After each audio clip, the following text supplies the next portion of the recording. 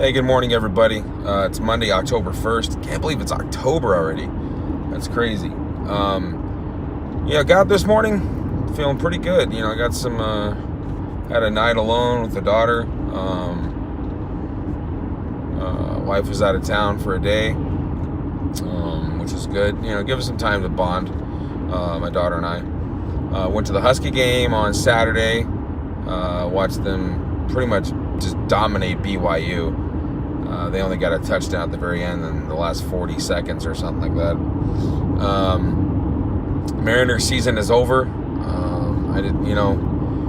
I got to be honest with you. As a Mariner fan, the way that they were winning earlier this year, those one-run victories and just piecing together these wins and so many close one-run wins, it just didn't settle and didn't feel authentic or maintainable.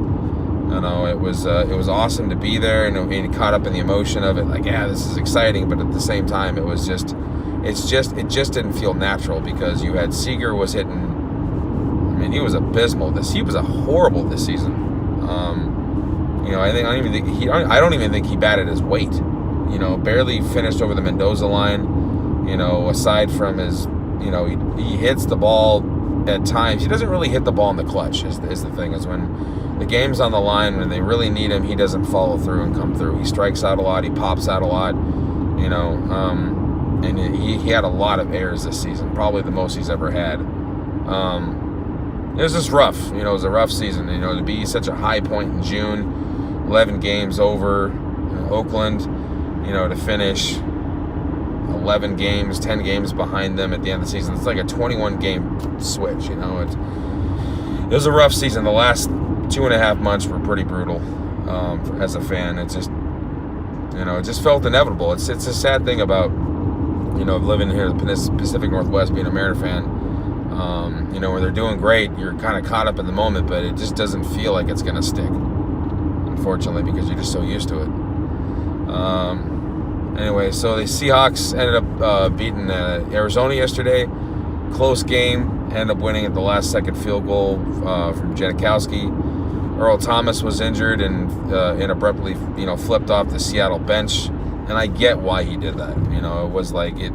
Some people might say it's classless, but I mean, you hold out because you're afraid of injury, and there's no guaranteed money for you because you got a wife, you've got kids to feed, and you have to live, and you're kind of forced to come back because of money, and then you get injured, and now he's going to miss out on this season, and he's not going to be able to have the bargaining chips when it comes to negotiating a new contract with either Seattle or another team. So I definitely side with him on that.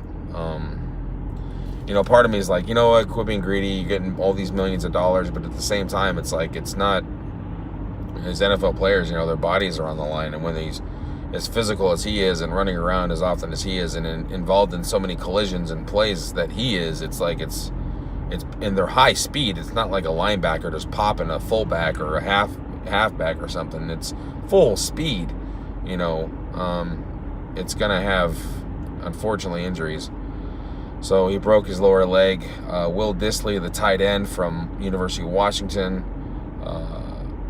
number 88, he had the same injury that I did, that Jimmy Graham did. So it's going to be tough. It's going to be hard on him.